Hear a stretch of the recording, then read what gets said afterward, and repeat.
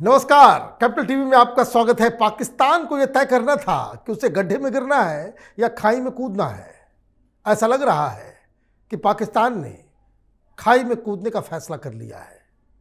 लगातार आईएमएफ से भीख की गुहार लगाई जा रही थी और आईएमएफ की तरफ से लगातार शर्त पे शर्त दी जा रही थी, लेकिन बातचीत हो नहीं पाई। अब खबर आई है कि पाकिस्तान ने आईएमएफ के बहुत सारी शर्तों को मान लिया है और वो शर्त इस तरह से हैं जिसे आप सुनेंगे तो आप भी दंग रह जाएंगे कि किस तरीके से अपनी सरकार को बचाने के लिए वहाँ पे पाकिस्तान में एक एनार्की आने वाला है।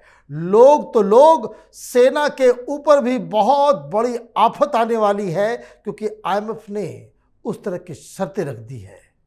ये पाकिस्तान की आर्मी अब तो किसी छोटे मोटे मुल्क से भी युद्ध नहीं जीत पाएगी, क्योंकि पाकिस्तान की सेना का पर कतरने जा रहा है ये आईएमएफ। क्या क्या वो शर्तें हैं जिसके ऊपर पाकिस्तान ने हामी भरी है, वो शर्त और उसका रेमिफिकेशन, उसका असर पाकिस्तान पे क्या होगा, ये समझने के लिए हमारे साथ मेजर जनरल एसपी सिन्हा साहब हैं। आपका बहुत बहुत स्वागत है सर। आईएमएफ की शर्तों को मान के पाकिस्तान तो डूब जाएगा, एकदम डूब जाएगा, एकदम डूब जाएगा। या मुझे लग रहा है कि कहीं ऐसा तो नहीं कि आईएमएफ को धोखा देने के लिए ये अभी बात मान ले रहा है, बाद में ये पलटी खा जाए। फिर भविष्य यदि 1.5 ट्रिलियन 2 बिलियन दे भी देता है तो उसको तो लोन रिक्वायरमेंट $10 बिलियन का है। फकीर क्या करता है? आज भीख दे दिया, आप चीट कर गया, अगले दिन भी तो भीख मांगने आएगा। दरवाजे बंद रहेंगे, सदा के लिए दरवाज़ा बंद हो जाएगा आईएमएफ के लिए। ये पाकिस्तान को समझने की जरूरत है। अब देखो मनीष, जो नए कंडीशंस आईएमएफ ने डाला है वो 17 कंडीशन है। My God, 17। और कुछ तो ऐसे हैं जो कि हमको नहीं लगता पाकिस्तान आर्मी एकदम मानेगा, सवाल नहीं पैदा होता है। तो इसका मतलब आईएमएफ का लोन नहीं मिलेगा, ये मेरी अपनी सोच है। और 17 में बताता हूँ।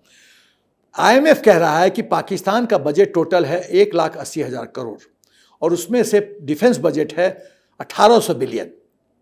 33% जो बजट है पाकिस्तान का वो डिफेंस बजट में जाता है। 33%, 1/3। My God. उसके बाद तो आईएमएफ ने कहा कि भैया 600 बिलियन जो रुपया है वो कम करो डिफेंस बजट। तो फिर सैलरी मिलेगी कैसे इनको? ये फिर मांगेंगे कटोरा। ये लोग दो ही चीज पाकिस्तान स्पेशलिस्ट है, आतंकवाद फैलाना और भीख मांगना। भाई इतनी बड़ी आर्मी है, वो $600 बिलियन कह रहा है कि उसको कम करने के लिए, तो फिर ये चलेगा कैसे? 600 बिलियन रुपीस है। हाँ, तो नहीं चलेगा। तो वही इसलिए तो बोल रहा हूं, वो ऐसा इंजेक्शन दे रहा है कि मौत है। आईएमएफ ऐसा इंजेक्शन दे रहा है, वो मौत का इंजेक्शन दे रहा है। दूसरा शर्त क्या है? दूसरा है कि आर्मी जो है अकाउंट बुक जो मेंटेन करती है, पाकिस्तान का अनोखा सिस्टम है। मैं तो ताज्जुब हो गया जब मुझे ये पता चला ये कि वहाँ कैग नहीं है, कंप्यूटर ऑडिटर जनरल चेक नहीं कर सकता है। जैसे हिंदुस्तान में IDAS, Indian defence and account services, सब ऑडिट होता है, यूनिट लेवल तक ऑडिट होता है। पाकिस्तान सेना का कोई भी फाइनेंशियल बुक अकाउंट्स ऑडिट नहीं हो सकता, ऑडिट के बियॉन्ड है। जिसको जितना लूटना है लूटो। आर्मी, एयरफोर्स, नेवी का अलग अलग बजट है। तो आईएमएफ ने 2 बात कहा कि ये तीनों को, सेना का बजट को सेंट्रलाइज करो और ऑडिट होगा। सेना का बुक ऑफ अकाउंट्स हम लोग ऑडिट करेंगे, आईएमएफ करेगी। ये तो देश की सॉवरेनिटी को भी तो गिरवी पर रख दिया। भिखमंगा क्या करेगा फिर? और क्या चाह रहा है भिखमंगा के पास? चॉइस क्या है? आईसीयू में है, परिवार तुम्हारा बेटा लटका हुआ है, टप टप टप गिर रहा है, मौत या मानना पड़ेगा। नहीं मानेगा, आर्मी नहीं मानेगी, अपने अकाउंट बुक देगी। अभी और आगे आता हूं। आर्मी का पेंशन है 600 बिलियन रुपया, वो सिविलियन बजट हेड से जाता है। आईएमएफ ने कहा उसको डिफेंस बजट में डालो। और पेंशन, मैं जानना चाहता हूं कि पाकिस्तान आर्मी की क्या है कि तुम उसको पेंशन दे रहे हो। मतलब ये 33% बजट का आर्मी के लिए, सेना के लिए जा ही रहा है। ये जो बाकायदा पेंशन और वो अलग है, वो सिविलियन कोड हेड से जा रहा है। जैसे आर्मी में हम लोग का अलग अलग है कोड हेड 4076, अलग अलग कोड हेड है। सिविलियन कोड हेड से जा रहा है। डिफेंस बजट 33% ले गया, उसके अलावे दूसरे टेरिटरी से वो भी 600 बिलियन खींच रहा है। अब आते हैं आईएमएफ का ये जो शर्त है, ये तो माइंड बॉगलिंग है। सेना का और ब्यूरोक्रेट्स का असेट बताओ with in Pakistan and outside Pakistan. Pakistan की जनता को मालूम चलेगा, ये दौड़ा दौड़ा के सारे जनरल और कर्नल को जो है पिटाई करेंगे लोग। जनरल बाजवा का क्या होगा, जनरल बाजवा का क्या होगा, $12 बिलियन। उसके बाद पीआईए पाकिस्तान इंटरनेशनल एयरलाइंस जो एक प्रॉफिट मेकिंग एयरलाइंस थी, उसका जो पर एयरक्राफ्ट जो है स्टाफ है कागज पे, जमीन पे, और कागज जमीन पे कुछ और है, कागज पे जो है वो है 50%। 50% हाईएस्ट है, नहीं सॉरी, वर्ल्ड में हाईएस्ट पर एयरक्राफ्ट है।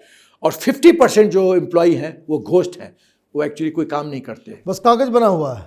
तुम पॉलिटिकल पार्टी के हो, एक पर्ची दे देगा मिनिस्टर पीआईए को, इसको दिखा दो कि ये नौकरी पे है, महीना के एक दिन आएगा, तनख्वाह लेकर जाएगा।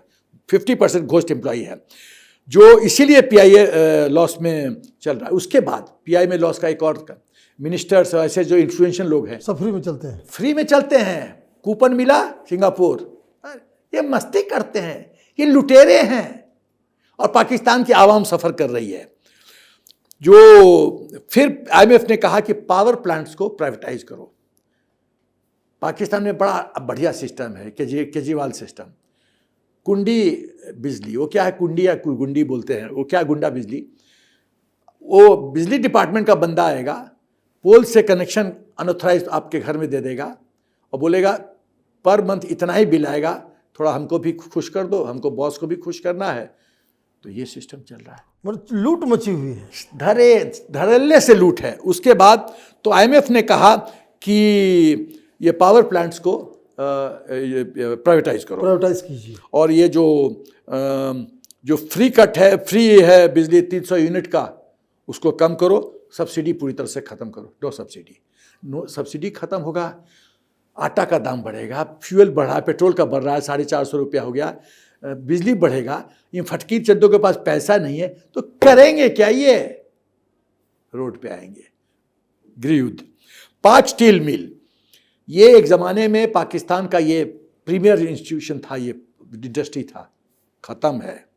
वहाँ भी घोस्ट एम्प्लॉइज़ हैं, है नहीं एम्प्लॉई, पर्ची, नौकरी, तनख्वाह लो, महीना में एक बार जाओ, ऐश करो।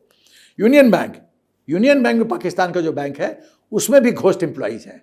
मतलब आप गवर्नमेंट के किसी डिपार्टमेंट में चले जाओ, पॉलिटिकल सिस्टम या सेना से एक पर्ची आएगा, उसको अपने पेरोल पे पैसा। ये हालत अगर है, हाँ, तो ठीक ही तो लोग कहते हैं कि भाई अल्लाह ही चला रहे हैं पाकिस्तान को, इंसान तो चला नहीं रहा है। अरे अल्लाह क्या क्या काम करेगा मनीष, बेचारा पाकिस्तान को भी चलाएगा, उसको आगे जिम्मेदारी है उसको, खाली पाकिस्तान थोड़ी है। उसके बाद फॉरेन मिनिस्टर आया तो मिलने आईएमएफ टीम से, तो 50 लोग उसके साथ, कई गाड़ियां। तो आईएमएफ बोला कि आप लोग तो ऐश, आपका तो मिनिस्टर ऐश में रह रहा है, तो आपको तो लोन चाहिए नहीं, गरीबी तो मुझे दिखती नहीं है। उसके बाद खाली सिंध सरकार में, मुझे ये बताइए, ये आईएमएफ गए बातचीत करने के लिए तो गाड़ियों का जत्था लेकर के गए। अरे बड़े उल्लू हैं, अरे मनीष ये बहुत उल्लू है, दिमाग नहीं है। यदि मैं फॉरेन मिनिस्टर होता तो मैं शर्ट फटा उठा करके जाता, देखो मेरी गरीबी देखो, मदद करो। मैं हो सकता साइकिल पे जाता, तब वो कन्विंस जाता, हाँ सचमुच में फॉरेन मिनिस्टर साइकिल पे आ रहा है। अरे कितनी गाड़ियां जा रही हैं, 50 लोग जा रहा है, बारात जा रहा है, तो बोलता है तो आप लोग को तो धन चाहिए नहीं, आप लोग तो ऐश में जी रहे हो। उसके बाद सिंध, ब्रिटेन में मिनिस्टर्स के लिए सेंट्रल पूल है जिसमें खाली 45 गाड़ियां हैं, और इसके पास खाली सिंध गवर्नमेंट में 25,000 गाड़ियां हैं। 25,000 गाड़ियां सिर्फ खाली सिंध में 25,000 गाड़ियां। अब पेट्रोल का भी खेल बताता हूं। पेट्रोल का सिस्टम क्या है, कोई भी इन्फ्लुएंसर बंदा एक पर्ची देता है, टोकन देता है, पेट्रोल पॉइंट पे जाओ, फ्री पेट्रोल लो। जितने रिश्तेदार इंपॉर्टेंट मिनिस्टर्स के हैं सब फ्री पेट्रोल लेते, सब फ्री पेट्रोल। तो उसके बाद जो सीपीसी का 46 बिलियन का जो है प्रोजेक्ट चल रहा है, उसमें आईएमएफ ने कहा कि मुझे पूरा एग्रीमेंट का कॉपी हमको दिखाओ, हमको पढ़ना है कि उसमें लिखा क्या क्या हुआ है, टर्म्स कंडीशंस क्या है। जिसमें तो चौपट हो जाएंगे सारे लोग। होगा, वही तो मैं बोल रहा हूँ मनीष, ये मौत का इंजेक्शन है। उसके बाद उसके बाद IMF ने कहा कि यदि हम जो पैसा देंगे भी तो तुम कर्ज लौटाने के लिए पैसा इस्तेमाल नहीं कर सकते, ये नहीं कर सकते। तो उसके बाद इलेक्ट्रिसिटी प्राइस जो है ₹12 पर यूनिट करो, सब्सिडी खत्म करो। एक और बिंदु, ग्रेड 17, पहले तो ब्यूरोक्रेट सेना के बारे में बोला, ग्रेड 17 के ऊपर जितने लोग हैं सिविल और मिलिट्री में, उनका एसेट्स डिक्लेयर करो पाकिस्तान के अंदर और पाकिस्तान के बाहर। मतलब सेक्शन ऑफिसर से ऊपर लेके सबका एसेट डिक्लेयर करो। तो मतलब इज्जत तो बची नहीं, पाकिस्तान तो पूरी तरह से नंगा हो जाएगा। और पाकिस्तान ने बहुत चालाकी करने की कोशिश की। उसने IMF को बोला कि आप मेरा सर्कुलर डेट मैनेजमेंट प्लान मान जाइए। और सर्कुलर डेट मैनेजमेंट प्लान क्या है कि यदि कोई पाकिस्तान गवर्नमेंट की एजेंसी सप्लायर्स वगैरह को पैसा नहीं दे सकती है तो डिफॉल्ट ऑप्शन है, तो उस डिफॉल्ट ऑप्शन को हमको थोड़ा सा घुमाने का अनुमति दिया जाए। तो सर्कुलर डेट IMF का नथिंग डूइंग, जो जिसका ड्यू है वो देना पड़ेगा। अब बताओ मनीष, इस 17 जो डिमांड है IMF का, पहली बात पाकिस्तान आर्मी मानेगी क्या? वो जो DHA में, डिफेंस हाउसिंग अथॉरिटी में सब जो जमीन हथियार रखा है एकर्स का, वो क्या डिक्लेयर करेगी क्या? और यदि जहां डिक्लेयर की IMF के नॉलेज में आया, बोला ये हमारे खजाने में आ गया, ये हमारा है, ये सिक्योरिटी है तुम्हारा। तो क्या लग रहा है पाकिस्तान के साथ होगा क्या ऐसे में? पूर्ण बर्बादी, पूर्ण बर्बादी, बर्बादी छोड़कर कुछ नहीं है होगा। मुझे जो लगता है, जो बैटल रीडिंग कर रहा हूं, मुझे लगता है लोग रोड पे आएंगे और पाकिस्तान में मिलिट्री डिक्टेटरशिप आएगी, और मिलिट्री डिक्टेटरशिप लोग और रिवोल्ट करेंगे, और जो श्रीलंका में हुआ, घर में घुस घुस के मारेंगे, चाहे वो पाकिस्तान का जनरल हो चाहे प्रधानमंत्री हो, घर में घुस घुस के मारेंगे, खून की नदियां बहेंगी, पाकिस्तान के टुकड़े हो जाएंगे, कुछ हिस्से हैं अपने आप को इंडिपेंडेंट घोषित कर देंगे और विलिंगली हिंदुस्तान के साथ मर्ज करने का प्रपोजल देंगे। माय गॉड, तो ये तो मुझे लग रहा है कि इस बर्बादी में प्रधानमंत्री मोदी का भी तो बहुत सारा हाथ है। मैं चुप ही रहूँगा, हाँ मैं चुप ही रहूँगा। हमारे प्रधानमंत्री जी देखो, एक सुनजू था चाइनीज फिलोसोफर, मिलिट्री स्ट्रेटजिस्ट, उसने कहा, क्या कहा था, आर्ट ऑफ वॉरफेयर, अचानक ने भी कहा है कि आर्ट ऑफ वॉरफेयर क्या है कि बिना गोली चलाए, बिना तलवार चलाए दुश्मन को खत्म कर दो, यही है आर्ट ऑफ वॉरफेयर।